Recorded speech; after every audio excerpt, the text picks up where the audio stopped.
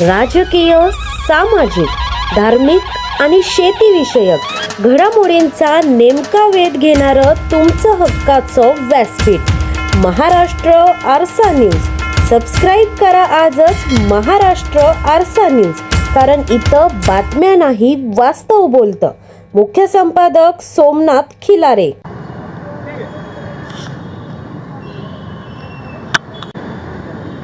महाराष्ट्राच्या आरसा न्यूजमध्ये तुम्हा सर्वांचं स्वागत करतो। आज आपल्याबरोबर आहेत नामदेव शंकर गोंधळी, शेतकरी आहेत आपल्याबरोबर आज। मामा काय सांगाल ना, आज तुम्हाला ही वेळ येते की तुम्ही महाराजाच्या पुतळ्याजवळ येऊन तुम्ही त्यांना नतमस्तक होऊन काय भावना व्यक्त करायला पाहिजे? मी महाराजांसमोर, छत्रपती शिवाजी महाराजांसमोर नतमस्तक होतो की हेच जर काम तुमच्या कालखंडात घडलं असतं तर तुम्ही या अधिकारी वर्गाला त्यांचं चौरंग तरी केला असता, कालकोठडीच बंद केलं असतं, त्यांना कडेलोट केला असता असं मला वाटतं। पण हे इथलं शासन शंड आहे, हे काहीच करत नाही। 5 वर्षे गरीब शेतकरी हे करत आहे, लढा देत आहे आणि मला 2 वेळा जमीन परत करायला तयार झाले होते, तरी पण हे कोणतरी मध्ये हे राजकारणी लोक मध्ये येतात। या कामी माझ्या घरातीलच श्री परशुराम सीताराम गोंधळी यांनी चुकीच्या लेखी पुरुषेश्वर सिद्धार्थ नरेंद्र बल्लारे यांनी आणलेल्या, कारण ती बेकायदेशीर कागद होता तो, त्याच्यावर सही करायला त्यांनी नकोच होती, कारण त्यांनी जमीन विक्री केली नव्हती। हे त्यांनी काय म्हटलेलं आहे त्याच्यात चुकीच्या लेखी पुरुषेसमध्ये, कारण नामदेव शंकर गोंधळी हा एकूण हिश्श्याचे क्षेत्र 1935च्या खरेदी खताने विकून गेला, हे मला माहीत आहे। अरे हे मला माहीत आहे, तुम्हाला काय माहीत आहे? त्याच्यात काय होता 14/1/2021 अर्ज त्यांच्या मुलांना विचारून मी त्यांची सही घेतली होती, तो मला दाखवले। पण आज तुम्हाला वेळ डायरेक्ट महाराजांची इथे येऊन तुम्ही डायरेक्टली थेट पत्रकार परिषद घेता किंवा डायरेक्टली तुम्ही पत्रकारांशी बोलताय, कारण इथं मोर्चा इथूनच सुरुवात झाली। मला ही कल्पना सुचली का महाराजांच्या काळात जर असं झालं असतं, कारण महाराजांच्या काळात शेतकऱ्याच्या शेतातल्या देठालाही ते हात लावू देत नव्हते, एवढी महाराजांची ताकीद होती। पण आताचे प्रशासन करते नुसते आश्वासन देत आहेत, त्या पलीकडे ते काहीच करत नाही। पण देव कुठेतरी माझ्या पाठीशी आहे। सन्माननीय रायगडचे पोलीस अधीक्षक गार्गे साहेब, मी पनवेल व अलिबाग येथे पनवेल येथे 1 व 2 डिसेंबर 2022 रोजी आमरण उपोषण केलं। त्यावेळी माझे चुलते माझ्याबरोबर होते आणि 22 डिसेंबर ते 7 फेब्रुवारी मी एकटाच जिल्हाधिकारी कार्यालय अलिबाग येथे प्रशासनाकडून न्याय मागणीसाठी बेमुदत उपोषणाचा इशारा देऊन तळ ठोकला होता। त्यावेळी माझा भाऊ सुनील परशुराम गोंधळी हाही 5 दिवसानंतर त्याचा मित्र संजय मोरे यांना घेऊन उपोषण मंडपात आला होता मला सपोर्ट देण्यासाठी, कारण तो बिचारा इंडाल कंपनीत कामाला आहे। दोघांच्या कंपनी कशाला जायला पाहिजेत। तोही 8 पानी अखत्यारपत्र त्यांनी केलेलं आहे। त्या अखत्यारपत्रात सरळ लिहिलेलं आहे का 19.35 गुंठे जमिनीवर अतिक्रमण।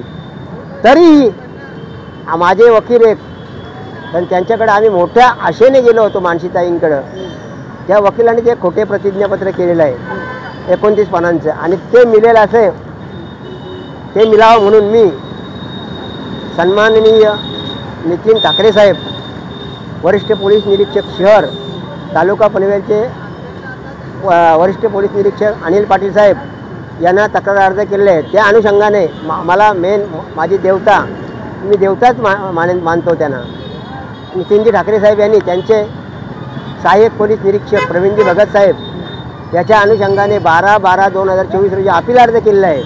त्या अपील अर्जाच्या अनुषंगाने कारवाई होऊन मला सन्माननीय न्यायाधीश साहेब मॅडम 1 जिल्हा सत्र न्यायालय अलिबाग यांनी हे सदर पत्र मला 2 पाने मिळाली ना, कारण सदर 2 पाने मला कशी मिळाली का सुनीलने जे खोटे प्रतिज्ञापत्र केलं होतं, मला माझे वकील संतोष म्हात्रे साहेब यांनी सांगितलं का आपल्या ऑफिसला जा, तिथून ती मॅडम सानिका देशमुख मॅडम जी कागदपत्र देईल ते आण।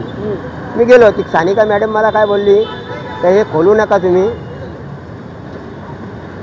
मी सांगितलं याच्यात कोणाची कागदपत्र आहेत माझी, पण तुमचीच आहेत. तर मला संशय आला ही अशी का बोलते. तर त्याच्यात त्यांनी खोटं प्रतिज्ञापत्र गेलेलं होतं. त्या 2 पानात काकांचं वय फक्त 45 वर्ष लिहिलेलं होतं आणि सुनीलचं वयच नव्हतं दिलं. मग हे प्रतिज्ञापत्र करताना सुनीलने बघायला पाहिजे होतं ना कुठेतरी. त्याचा अर्थ त्याची मुलं व परशुराम गोंधळी सामील का आहेत, तर त्यांनी चुकीच्या लेखी पुरुषीवर सही केली. आता तुम्ही छत्रपती शिवाजी महाराज यांच्या चरणी नतमस्तक झाला आणि आता विश्वरत्न डॉक्टर बाबासाहेब आंबेडकर इथं परत नतमस्तक होत आहे. तर काय सांगाल?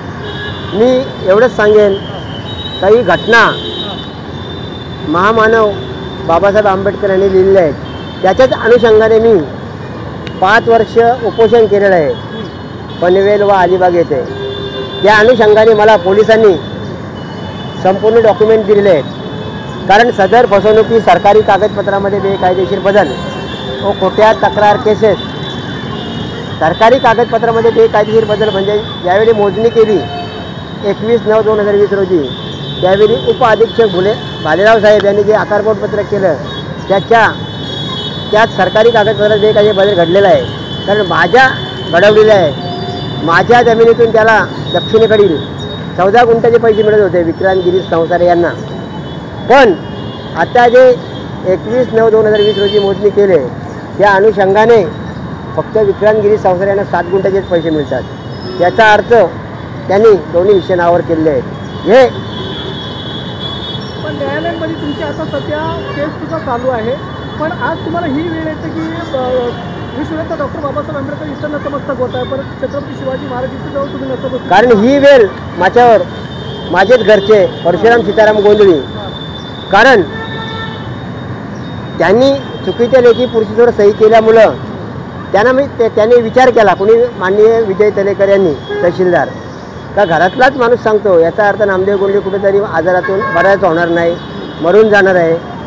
म्हणून त्यांनी 19.35च्या खरेदी खताने विक्री केली आहे हे मला माहीत आहे. या चुकीच्या लिहिलेल्या व फक्त परशुराम सीताराम गोंधळी यांची सही असलेल्या लेखी पुरुषीच्या अनुषंगाने फेरफार मंजूर केलेला आहे. पण त्याने हे समजायला पाहिजे, तो लाचखोर तहसीलदार आहे. मी तर सांगेन या तहसीलदारला छत्रपती शिवाजी महाराजांच्या काळात त्याचा चौरंगाच केला असता आणि मंडलाधिकारी तलाठी यांचा तर कडेलोट केला असता. कारण ते शेतातल्या पिकाच्या देठाला हात लावून देत नव्हते. तसेच मी आजारातून वाचल्यामुळं घटनेची शिल्पकार आपण घटनेचे शिल्पकार आहेत तिथं आज तुम्ही उभे आहे. यांच्याबद्दल तर ते तर न्याय देतातच. त्यांची जे मला माणसं आहेत ते सगळे मदत करत आहेत. सुभाष सगळे नेते मंडळी मला मदत करत आहेत. तसेच मला एक अनुभव आला का मी आजारातून बराच होणार नाही. तसेच आदरणीय आमच्या गावात एक देवीचा उत्सव असतो, त्यावेळी आदरणीय वारंगी महाराज वारकरी संप्रदायातले मोठे महाराज आहेत, त्यांना मी मला मानतो. तर ते आमच्या गावात आले होते गावदेवीच्या उत्सवाला. त्यांचं कीर्तन होतं. तर त्यांनी सांगितलं गावदेवीच्या उत्सवात त्यांनी सांगितलं का कपाळी सकाळी उठल्यावर देवपूजा करा, कपाळी गोपीचंद टिला गंध गोळी लावा, तुमच्या डोक्यात जी सटीने अक्षरे घातलेल्या असतात तीसुद्धा निघून जातात. ही माझी गरीब माऊली माझी आई मंगलीबाई ही सुद्धा माळकरी होती, ही पण मला तेच सांगायचे, आई माझी तेच सांगायचे. तर ते मी आजपासून लावतो दर दिवशी. त्याच्यामुळे मला फास पन्ना हे केला, फास घेतला असता फाससुद्धा लागलेला नाही. आणि मी आजारातून वाचलेला आहे. त्या अनुषंगाने त्याने मी विक्री केलेल्या जमिनीचा वाढीव सातबारा केला आहे. आता जो परशुराम सीताराम गोंधळी यांच्या नावाने जो सातबारा दिसतो तो वाढीव सातबारा आहे. हे आदरणीय प्रशांतदादा ठाकूर साहेब यांनी पण मला मदत केलेली आहे. त्यांचे सल्लागार धोंगडे साहेब रिटायर. उशीर का लागतोय? अरे ते माझ्या काकाच्या याच्यावर त्यांनी ते फेरफार पास केला आणि तशी मला ते न्याय द्यायला तयार आहेत. पण माझा खर्च झाला 35 ते 40 लाख रुपये. आणि ते मला सांगतात तातूर मातूर अमाऊंट सांगतात. मी का घेईन? तर मी कोर्टात आता माझे वकीलच तो मॅनेज करायचा. हे कांबळे साहेब त्यांनी खोटं प्रतिज्ञापत्र केलं. त्यांना 3 लाख देऊन सुद्धा त्यांनी खोटं आणि मलाच मारायची धमकी दिली होती. त्यांना सांगितलं की बाबा मी तुला 3 लाख दिले आणि मलाच मारायची धमकी देतो का? हां, तर ते 29 पानांचं प्रतिज्ञापत्र मिळावं म्हणून सन्माननीय वकील संघटनेचे अध्यक्ष मनोजजी भुजबळ यांना 8 पानी तक्रार अर्ज केलेला आहे. सदर अर्ज त्यांनी त्यांच्या संघटनेचे पदाधिकारी यांना पाठवलेला आहे. त्या अनुषंगाने लवकरच कारवाई त्यांच्यावर होईल. आणि सदर अंकुश पाटले आता हे आहेत, कोण आहेत, भाऊसाहेब आहेत तिथले. आता माझा दिवाणी दावा चालू आहे, त्याच्यातला माझा वकील, माझे वकील कोण होते, चांबले साहेब, त्यांना पण मी त्यांची NOC घेतली आहे. म्हणाला बाबा तू नको, 7 महिन्यात तुला साधं त्यांच्याकडनं 4 डॉक्युमेंट मिळत नाही.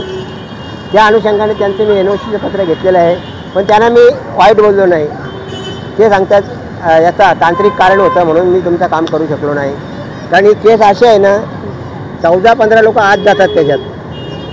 सरकारी कागदपत्रामध्ये बेकायदेशीर बदल या अनुषंगाने ते दोन्ही हिस्से नावावर केलेले आहेत. माझा 24/8/2020 रोजी, परशुराम सीताराम गोंधळे यांचा 24/12/2021 रोजी. मग जमीन राहिली कुठं काकाला? वाटणीपत्राचं काकाचं क्षेत्र तर झालेलं आहे नावावर, आणि ते आत्तासुद्धा मूळस्थिती तशी आहे. बेकायदेशीर बदल सरकारी कागदपत्रात केलं हे मान्य आहे का? मान्य आहे. तसं मला मी उपोषण करत असलेल्या अनुषंगाने सन्माननीय अप्पर जिल्हा दंडाधिकारी संदेशजी शिर्के साहेब यांचं पत्र 26/10/2023 रोजीच्या अनुषंगाने पोलीस उप आयुक्त परिमंडल 2 यांना चौकशी कामी पाठवले होते. त्या कामी माझा भाऊ सुनील परशुराम गोंधळे यांचाही 2 पानी अर्ज आहे, 1/2/2023 रोजीचा. त्याच्यावर 6/2/2023 रोजी सन्माननीय कर्तव्यदक्ष जिल्हाधिकारी योगेशजी बशी साहेब यांनी सही करून शेरा मारलेला आहे. अहो, या कामी 80 पानांची एक अशा 60 फाईल माझ्याकडे झालेल्या आहेत. हे माझे देवता नितीनजी ठाकरे साहेब यांना माहीत आहे. तसेच मला संभाजी शेलार साहेब यांनी मला 5 फाईल होतील एवढ्या डॉक्युमेंट दिले आहेत माहिती अधिकारातले. त्याच्या अनुषंगाने मी अजून 20-25 माहिती अधिकार टाकू शकतो. तुम्हाला तर सर्व ते जे फाईल आहे तुमच्याकडे तरी जर स्वाधीन करायला लावलं की तुमच्याकडे ठाम पुरावा आहे, तर पुरावा नक्की तुम्ही द्याल का?